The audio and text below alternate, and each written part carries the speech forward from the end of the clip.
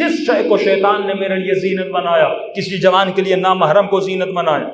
کسی جوان کے لیے رات کو بیٹھ گیا کسی فلم کے کسی سین کو زین بنا دیا، کسی جوان کے لیے گیم کو زین بنا دیا، کسی کے لیے گاڑی کو زین بنا دیا، کسی مومن کے لیے رشوت کو زینت بنا دیا، کسی کے لیے حسن کو زینت بنا دیا، کسی کے لیے شہرت اور ریاست کو زینت بنا دیا۔ اس زینت میں ہر کوئی مبتلا ہے، ممبر پر آنے والا مبتلا ہے، نوحے پڑھنے والا مبتلا ہے، کوئی شہرت کی زینت میں مبتلا ہے، کوئی بڑی بڑی گاڑیوں کے چڑھنے پر مبتلا ہے، کوئی مال کمانے کے پیچھے مبتلا ہے۔ یعنی شیطان ہر کسی کے وجود میں کسی نہ کسی شے کو زین لکم، یہ تمہارے لیے زینت بنا دیتا ہے، اور اسی زینت کو پانے کے لیے اپنی زندگی کو تباہ کر دیتا ہے۔ دیکھیے کسی کے لیے یورپ زینت ہے، کسی کے لیے انگلینڈ زینت ہے، کسی کے لیے آسٹریلیا زینت ہے، اور اسی زینت کے پیچھے کتنے لوگوں کی جانیں جاتی ہیں، کتنے لوگ یہاں سے وایا ایران اور ترکی ہو کر اور کنٹینرز میں چڑھ کے یورپ کی محبت میں نکل جاتے ہیں، اور ان کے ساتھ کیا کیا سلوک ہوتا ہے نیٹ پہ سب کچھ موجود ہے۔ کئی لوگوں کی جانیں چلی جاتی ہیں، یعنی جس چیز کو اس نے زینت بنایا اپنی زندگی کو اس زینت پر داغ لگا دیتا ہے۔ کتنے ایسے نوجوان اور ایسی لڑکیاں بھی جنہوں نے مجازی عشق میں آ کر اپنی جان کو قربان کر دیا،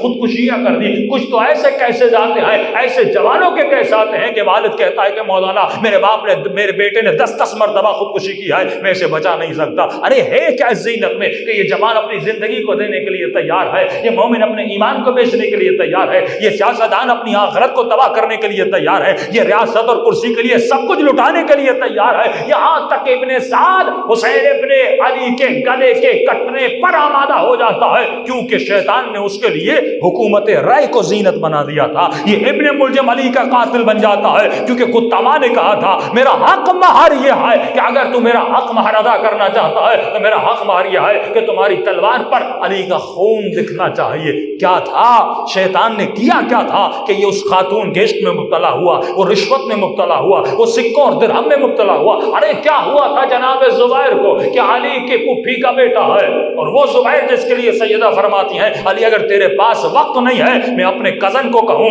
میں اپنے پھوپھی کے بیٹے کو کہوں کہ میرے لیے تابوت بنائے۔ جس کے لیے سیدہ وصیتیں کر رہی ہیں وہی زبیر جنگ جمل میں علی کے مقابلے میں کھڑا ہو جاتا ہے۔ یہ قرآن قصوں کی کتاب نہیں ہے، کبھی خدا قوم عاد کا ذکر کرتا ہے، کبھی قوم سمود کا ذکر کرتا ہے، کبھی خدا بنی اسرائیل کی بھینس کا ذکر کرتا ہے، کبھی ان کے بچڑوں کا ذکر کرتا ہے، کبھی خدا عذاب فرعون کو بتاتا ہے، کبھی عذاب نمرود کو بتاتا ہے، کبھی قارون کے زمین میں دس جانے کا ذکر کرتا ہے۔ ارے قرآن قصوں کی کتاب نہیں ہے، خدا بتانا چاہتا ہے مومن دیکھنا کہ جن لوگوں نے شیطان کی زینتوں کو اپنا مقصد بنایا ان قوموں کا حال کیا ہوا، وہ تباہ و برباد ہو گئی۔ اگر تو بھی اپنی زندگی میں شیطان کی زینت کے پیچھے بھاگے گا، جس شے کو شیطان نے زینت بنایا تمہاری دنیا بھی تباہ ہو جائے گی اور آخرت بھی تباہ ہو جائے گی۔ لیکن